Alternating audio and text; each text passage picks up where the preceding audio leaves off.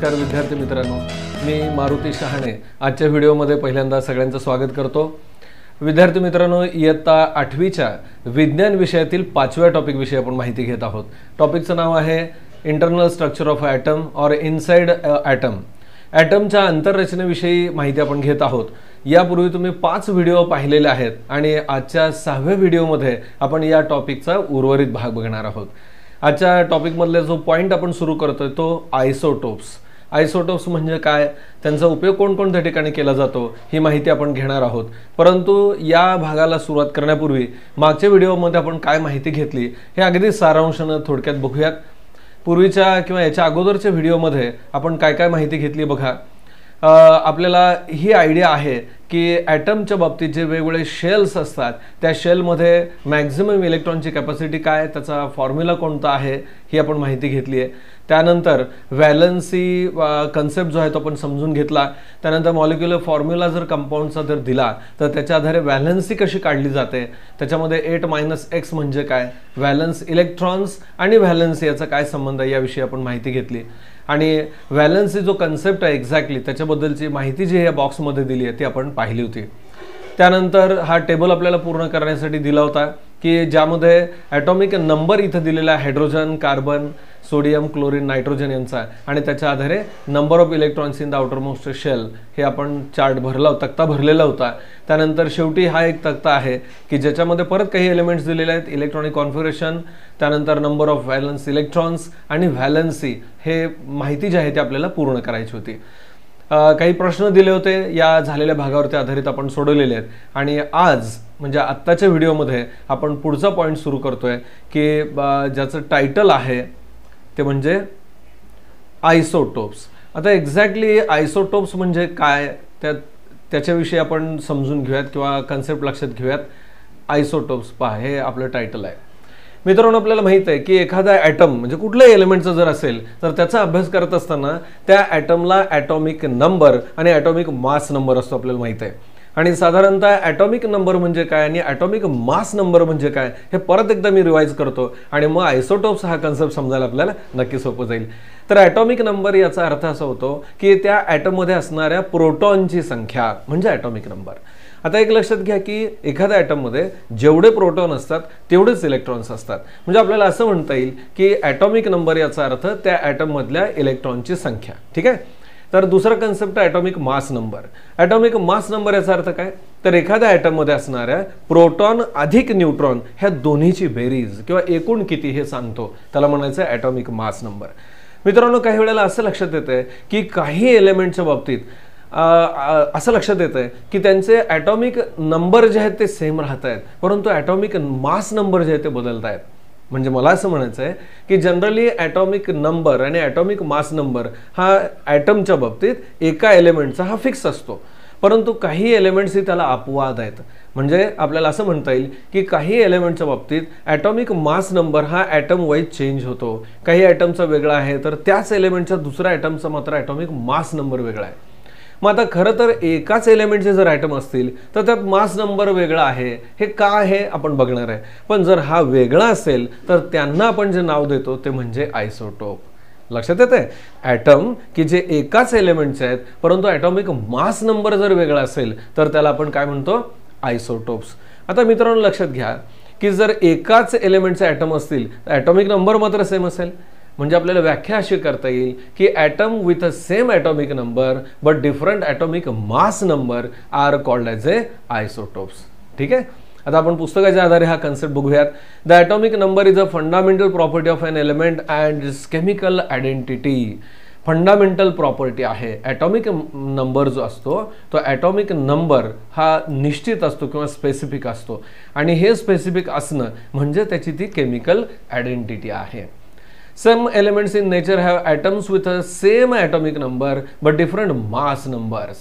आत्ता मी जे बोललो ना हे तुमच्या लक्षात आलं असेल की काही ॲटमच्या बाबतीत ॲटॉमिक नंबर कसा आहे, सेम आहे। आता परत एकदा लक्षात घ्या मी काय सांगतोय की ॲटम्स जे आहेत की त्यांचा ॲटॉमिक नंबर जो आहे तो कसा आहे, सेम आहे, सेम ॲटॉमिक नंबर। मग काय वेगळेपण आहे, बट डिफरंट मास नंबर, त्यांचा मास नंबर जो आहे तो मात्र वेगळा आहे। असे जे ॲटम्स आहेत त्यांना आपण काय म्हणतो, किंवा असे जे एलिमेंट्स आहेत त्यांना आयसोटोप्स असा शब्द वापरतो. Such atom of the same element having the different mass numbers are called as a isotopes. त्याला अपरूपे असं म्हणतात किंवा वेगवेगळी त्या एलिमेंटची रूप असा आपण शब्द वापरतो. ठीक आहे. For example carbon has 3 isotopes. कार्बनच्या बाबतीत असे आयसोटोप्स आपल्याला आढळतात. ते कोणकोणते आहेत? नेमली C12, C13, C14. म्हणजे कार्बन 12, कार्बन 13, कार्बन 14 अशा प्रकारची अपरूप किंवा ज्याला आपण आयसोटोप्स म्हणतो ती कार्बनच्या आढळतात. The mass number of the isotope is also represented by another method, that is C12, C13, C14. पहा, मास नंबर लिहित असताना आता आपण मास जे आहे ते कसं मेन्शन करतो? मास नंबर, ॲटॉमिक नंबर कुठं लिहितो याची आयडिया तुम्हाला आहे. मागं आपण याची चर्चा पण केलेली आहे मित्रांनो. परत एकदा मी आठवण म्हणून इथं तुम्हाला लिहून दाखवतो की ॲटॉमिक नंबर आणि ॲटॉमिक मास नंबर आपण कसं लिहितो. पहा, जर समजा आपण कार्बनचा विचार केला तर कार्बनचा नंबर जो आहे, ॲटॉमिक नंबर जो आहे तो खाली लिहितो आपण इथं 12, आणि ॲटॉमिक मास नंबर जो आहे तो त्याच्या डोक्यावरती तसं वरती लिहित असतो. तर याप्रमाणे कार्बन 12 मास नंबरचं हे एक रूप आहे. जर 13 असेल तर ॲटॉमिक नंबर 12च राहणार आहे आणि वरती मात्र 13 येईल. लक्षात येत आहे? सो दुसरी मेथड म्हणजे या पद्धतीने मास नंबर लिहिले जातात. The isotopes have the same proton number but different neutron numbers. हा एक पॉईंट आपल्या दृष्टीनं खूप महत्त्वाचा आहे, आपण लक्षात घ्यायचा आहे. कोणता पॉईंट? की ज्या वेळेला आपण आयसोटोप्सचा विचार करतो तर त्या आयसोटोप्समध्ये जस्ट एक second, isotopes have the same proton number but different neutron number. हे आयसोटोप्स तयार का होतात? त्यांचा मास नंबर जास्त का होतो? तर मास नंबर म्हणजे प्रोटॉन आणि न्यूट्रॉनची बेरीज आहे. म्हणजे काही एलिमेंटमध्ये आत्ताचं जे कार्बनचं एलिमेंट आहे त्याच्या बाबतीत प्रोटॉन नंबर फिक्स आहे, परंतु त्यांच्यात न्यूट्रॉन एक्स्ट्रा असतात. न्यूट्रॉनची संख्या जास्त असते. ज्यावेळेला आपण C12, C13, C14 म्हणतो म्हणजे मास नंबर वाढतोय, त्यावेळेला त्या ॲटममधले प्रोटॉन तेवढेच आहेत, परंतु त्यातले न्यूट्रॉन्स वाढत आहेत. लक्षात येत आहे? म्हणजे डिफरंट न्यूट्रॉन असल्यामुळं आयसोटोप्स तयार होतात. ठीक आहे. टेबल पुढे दिला, बघूयात आपण आयसोटोप्स कार्बनचे. कार्बन 12, कार्बन 13, कार्बन 14 हे 3 आयसोटोप्स आहेत. मास नंबर बघा त्याचं काय? 12, 13, 14. जे वर लिहिलं तोच मास नंबर आहे. याच्यातली प्रोटॉनची संख्या काय? तर कार्बन म्हणल्यानंतर प्रोटॉन हे फिक्सच आहेत, 6 प्रोटॉन आहेत.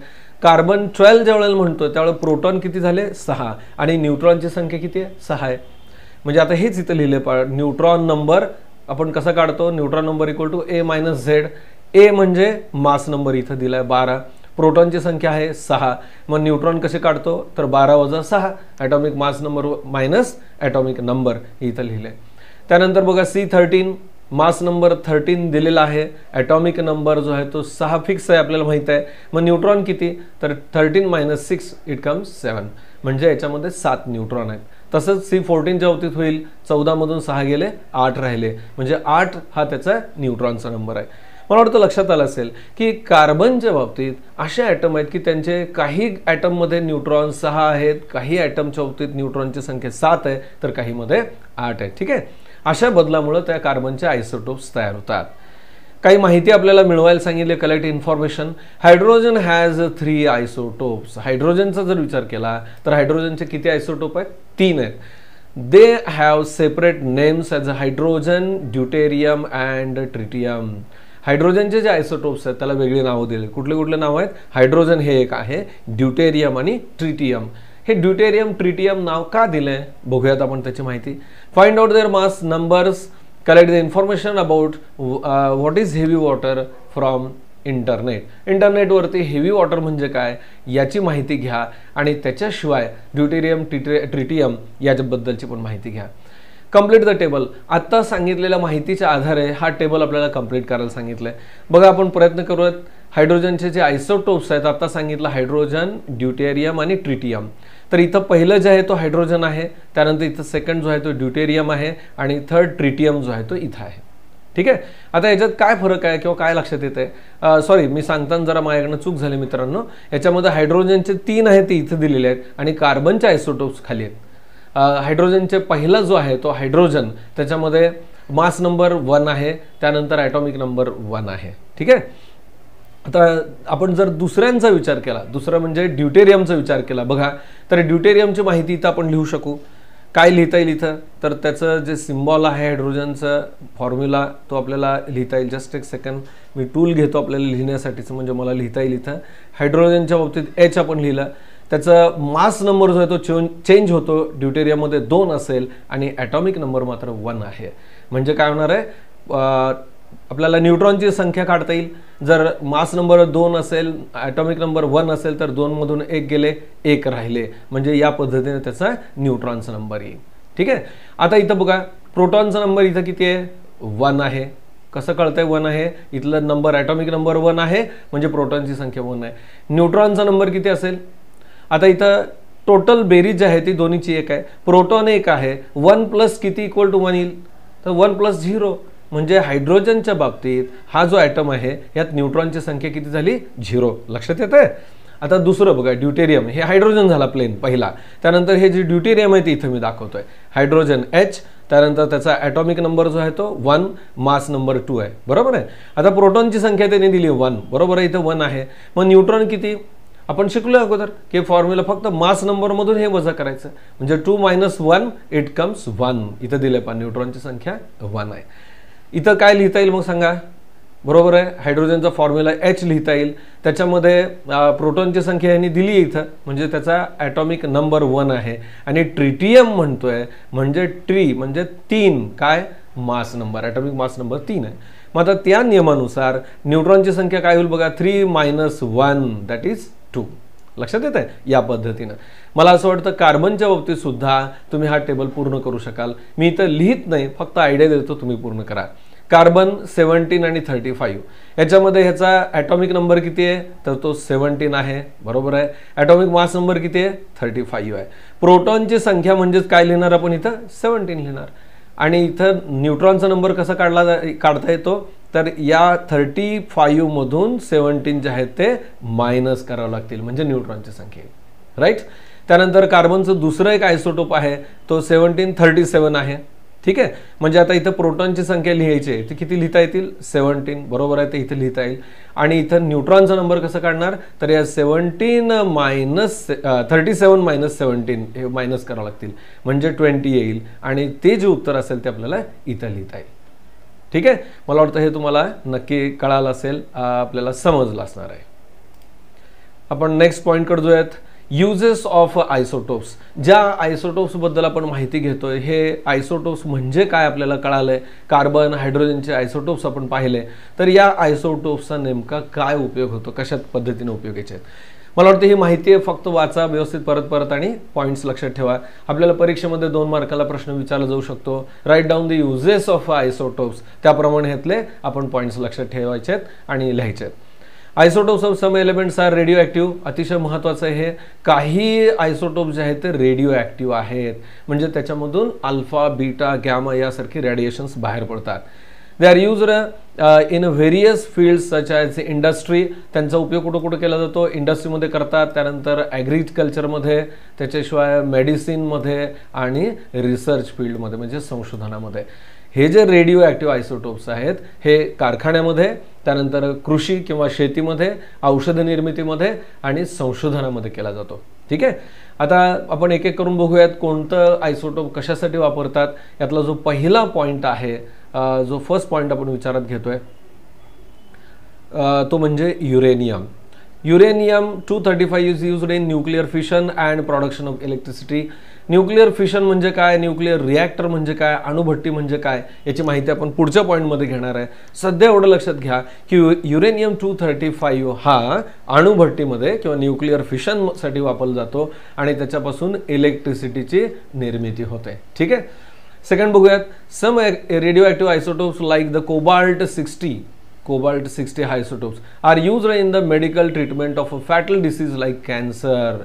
कॅन्सर सारखा जो जीवघेणा आजार आहे त्याच्यावरती कंट्रोल करण्यासाठी हा कोबाल्ट 60 वापरतात.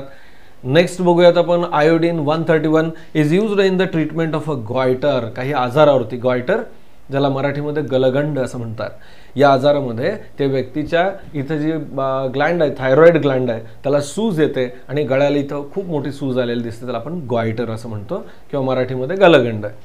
Disease of the thyroid gland, goitre म्हणजे काय आता मी सांगितलं, थायरॉइड ग्रंथी, ज्याला कंठस्थ ग्रंथी असं म्हणतो आपण, तर या ग्रंथीला सूज येते, तर त्याच्या ट्रीटमेंटसाठी हे आयोडीन 131 वापरतात.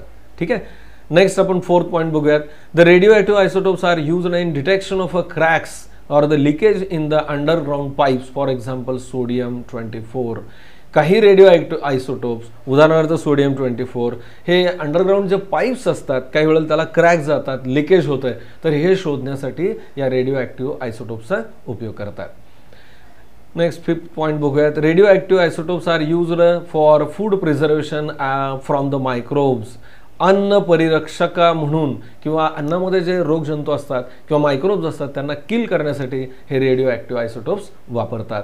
आणि आणखीन एक यूज दिला आहे, the radio active isotope C14, आपण आत्ताच वरती चर्चा केली, is used for determining the age of archaeological objects. Archaeological objects याचा अर्थ असा होतो की जे पुराण वस्तू आहेत त्या पुराण वस्तूंमध्ये काही संशोधन करत असताना या C14 रेडिओ ॲक्टिव्ह आयसोटोप जे आहेत ते त्याचा उपयोग करतात. आर्किओलॉजिकल जे ऑब्जेक्ट्स आहेत, ऐतिहासिक पुराण वस्तू संग्रह आहेत, त्यांचं वय काढण्यासाठी किंवा वय निश्चित करण्यासाठी. ठीक आहे. नेक्स्ट पॉईंटकडे जाऊयात मित्रांनो आपण. तो पॉईंट आहे न्यूक्लिअर रिॲक्टर. न्यूक्लिअर रिॲक्टर याचा अर्थ होतो अणुभट्टी. अणुभट्टी म्हणजे काही अणू जे आहेत किंवा ॲटम्स जे आहेत त्यांचं न्यूक्लिअर फिशन रिॲक्शन होते आणि त्याच्यामधून एनर्जी जी बाहेर पडते त्या एनर्जीचा उपयोग करून आपण इलेक्ट्रिसिटी तयार करतो. आता हे न्यूक्लिअर रिॲक्टरचा एक फोटोग्राफ या ठिकाणी दिला आहे बघा. Nuclear reactor Bhabha atomic research centre Mumbai.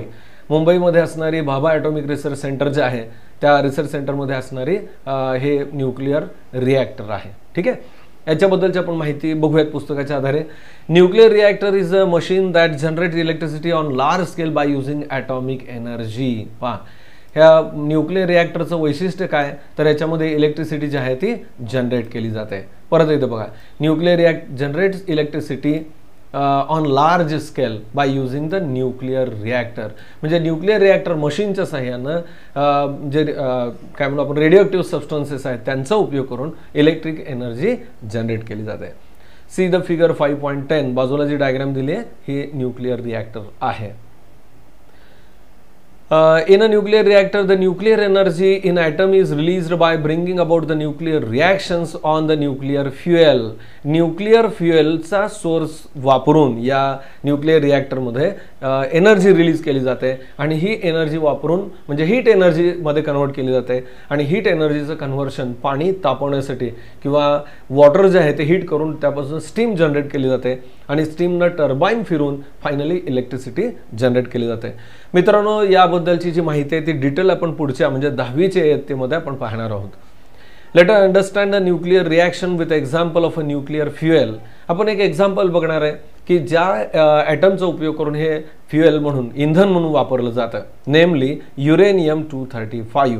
आता न्यूक्लिअर फ्युएल नेमली म्हणजे उदाहरण नावादाखल आपण बघतोय युरेनियम 235. आता वरच्या माहितीमध्ये पण आपण पाहिलं की युरेनियम 235 हे एनर्जी इलेक्ट्रिसिटी जनरेशनसाठी वापरतात. कसं ते आता आपण समजून घेतोय. आता नेमकं काय करतात पहा, ह्याचा जो सोर्स आहे फ्युएलचा या भट्टीसाठीचा तो काय सोर्स आहे uranium 235. On bombardment of a slow speed neutrons. Neutrons जे आहेत स्लो स्पीडमध्ये असणारे कमी वेगवान न्यूट्रॉनचा मारा या युरेनियम 235 वरती केला जातो. The nucleus of the isotope uranium 235 undergoes nuclear fission to form the nuclei of two different elements like krypton 92 and the barium 141 and 2 to 3 neutrons are released. मित्रांनो, हे वाक्य वाचून आपल्याला नेमका कन्सेप्ट लक्षात येत नाही किंवा कळत नाही काय होतं ते. त्यासाठी आणखीन एक खालच्या बाजूला जी डायग्राम दिली आहे ती आपण बघूयात म्हणजे पटकन तुमच्या लक्षात येईल यस हे अशा पद्धतीने होत आहे. आपण सध्या काय बघतोय तर युरेनियम 235चं डिसइंटिग्रेशन केलं जातं म्हणजेच ते फ्युएल म्हणून वापरून त्याच्यापासून एनर्जी मिळवली जाते. कशी मिळवली जाते बघा. या डायग्रामला मला वाटतं इथं बघण्यासाठी मी थोडंसं झूम करतो की जेणेकरून हे कन्सेप्ट आपल्याला समजायला सोपं जाईल. पहा, हे डायग्राम आता झूम करून तुमच्या समोर आहे युरेनियम 235. इथं युरेनियम 235चा ॲटम आहे असं आपण गृहीत धरू. इथं 235 लिहिलेला आहे युरेनियम, बरोबर आहे. याच्यावरती एक न्यूट्रॉनची बंबार्डमेंट केली जाते, म्हणजे एक न्यूट्रॉन जो आहे तो त्याच्यावरती धडकवला जातो, आदळवला जातो. हा आदळल्यानंतर, धडकल्यानंतर एक न्यूट्रॉन वाढला म्हणजे त्याचा ॲटॉमिक मास नंबर जे आहे ते 235च्या ऐवजी 236 होतं.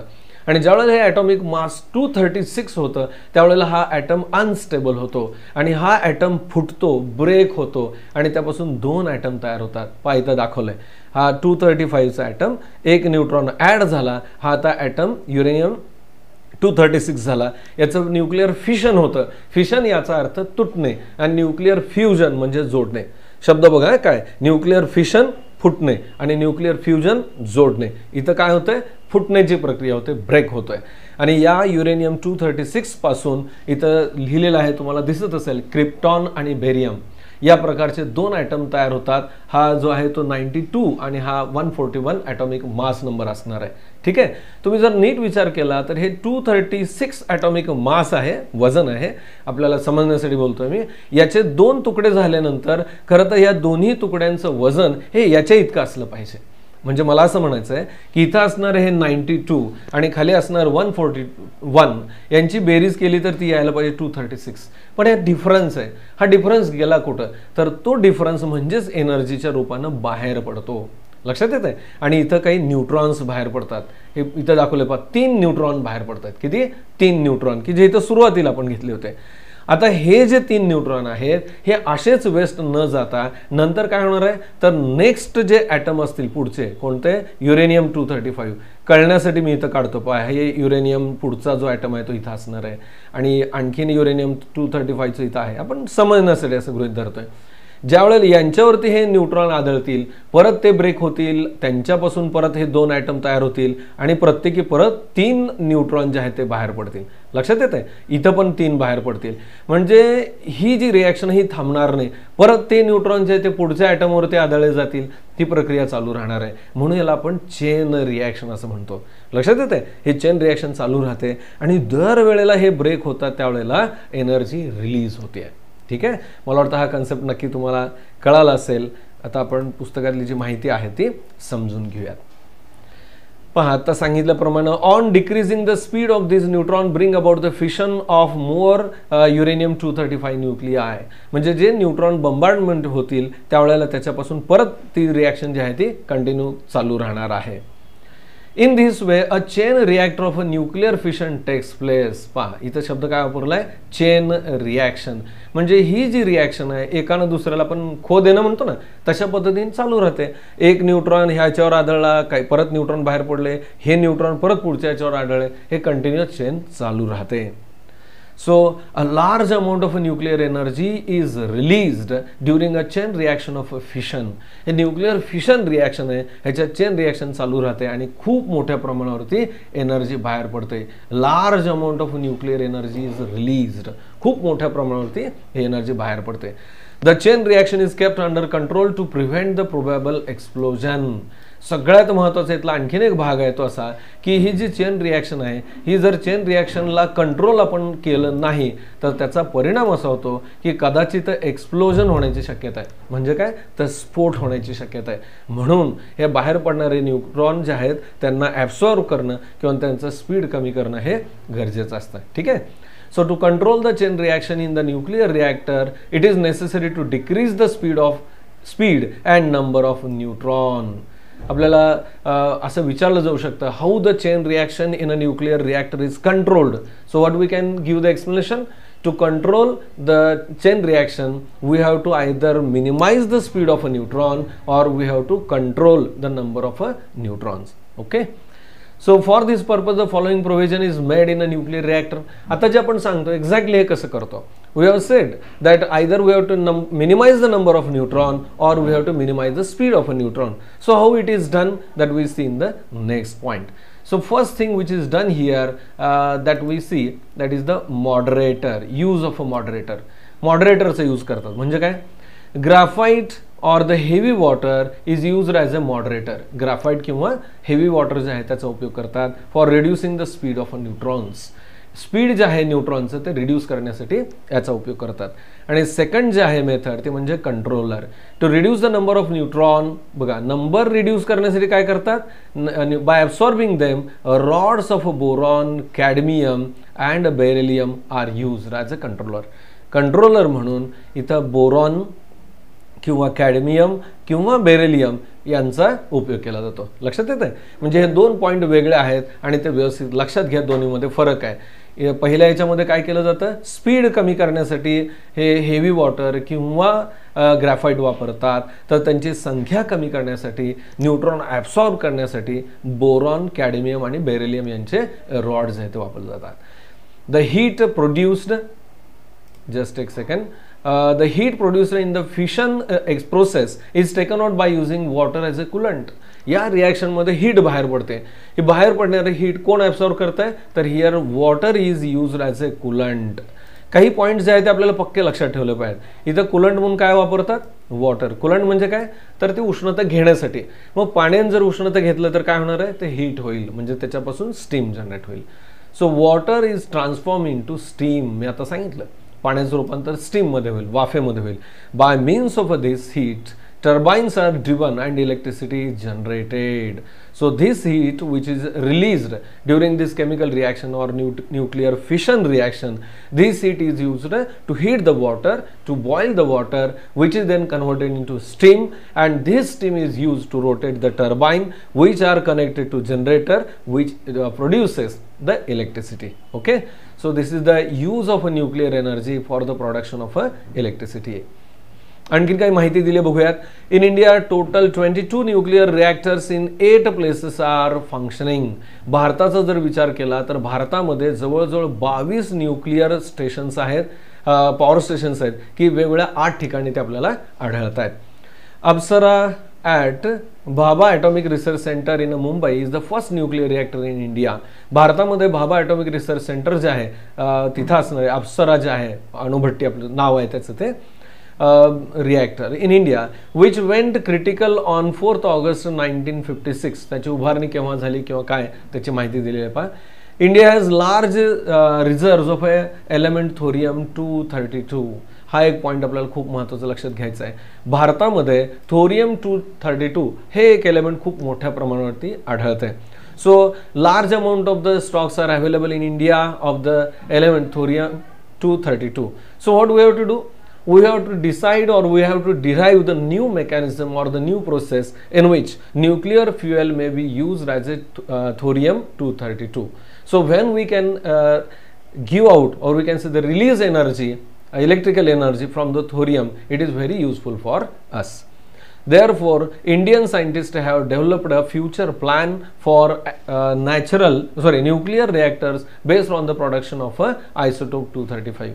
म्हणजे शास्त्रज्ञ आता असा प्रयत्न करतायत की रेडिओ आयसोटोप जे आहे म्हणजे कुठलं थोरियम 232 याचा उपयोग करून आपल्याला एनर्जी कशा पद्धतीनं मिळवता येईल फ्रॉम द थोरियम 232. म्हणजे आता ॲक्च्युली थोरियम 232 जरी वापरत असलो तरी त्याच्यामध्ये न्यूट्रॉन ॲड करून त्याचं कन्व्हर्शन काय करावं लागेल, युरेनियम याच्यामध्ये रूपांतरण करावं लागेल 233 मध्ये, आणि नंतर त्यापासून एनर्जी जी आहे ती रिलीज होईल. त्यानंतर यूज ऑफ ICT नेटचा उपयोग करून आपण काही माहिती मिळवू शकतो. Collect the detailed working information of atomic reactor for एक साईट दिलेली आहे and show video on video in the class. आपल्याला हा व्हिडिओ मिळवायचा आहे आणि शक्य झालं तर क्लासमध्ये दाखवायचं आहे. मित्रांनो, आपण सध्या शाळेत येऊ शकत नाही आहे, लॉकडाऊन असल्यामुळं आपल्या शाळेमध्ये आपल्याला जाता येत नाही. तुम्ही नक्की हे बघू शकता. जेव्हा प्रत्यक्ष शाळा सुरू होईल त्यावेळेला मात्र आपल्याला हा व्हिडिओ वर्गात सगळ्यांच्या समोर पाहता येईल. आजच्या व्हिडिओमध्ये आपण काय काय माहिती घेतली बघा. त्यामध्ये सुरुवातीला आपण न्यूक्लियर रिॲक्टर च्या आधी पण काही भाग पाहिला होता, मी उजळणीच्या रूपात ते सांगतो. आयसोटोप्स बद्दलची माहिती पहिल्या व्हिडिओमध्ये घेतली होती. आजच्या तासाला आपण सुरुवात केली होती की आयसोटोप्सचे युजेस काय त्याबद्दल मी तुम्हाला सांगितलं. त्यानंतर आयसोटोप्सचे जे युजेस आहेत, एक सेकंद, जस्ट एक सेकंड,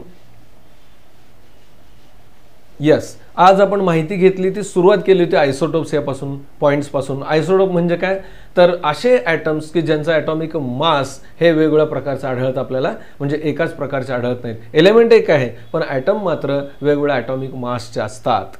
ॲटॉमिक नंबर मात्र कॉन्स्टंट असतो. काय एक्झाम्पल आपण कार्बन च्या बाबतीत विचार घेतलं, हे टेबल पण आपण भरला, कशा पद्धतीनं ते कॅल्क्युलेट केलं जातं हे पाहिलं. हायड्रोजनचे 3 जे आयसोटोप्स आहेत त्यामध्ये हायड्रोजन, ड्यूटेरियम आणि ट्रिटियम त्याची माहिती घेतली.